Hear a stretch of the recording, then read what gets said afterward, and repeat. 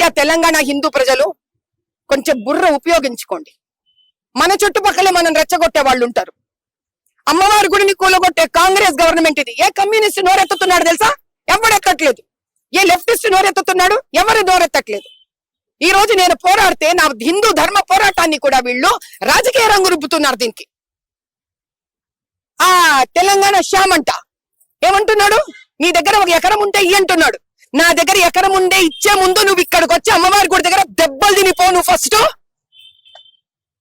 తెలంగాణ ప్రజలు బతుకమ్మ చేసుకున్న ఆడవాళ్ళని భయంకర నాశనం చేస్తే అటువంటి రజాకార్కి చేతులు కలిపిన కాంగ్రెస్ తొత్తులు ఉన్నారు ఇక్కడ. వాళ్ళ గురించి మాట్లాడే ధైర్యం ఇది కమ్యూనిస్ట్ లెఫ్టిస్ట్ వాళ్ళకి. కలిసి మెలిసిన భారతదేశాన్ని విడగొట్టే ప్రయత్నం చేస్తారా? దేశం నుంచి తరిమి కొడతాం. ధైర్యం ఉంటే రోహింగ్యాల గురించి మాట్లాడండి. తెలుసా?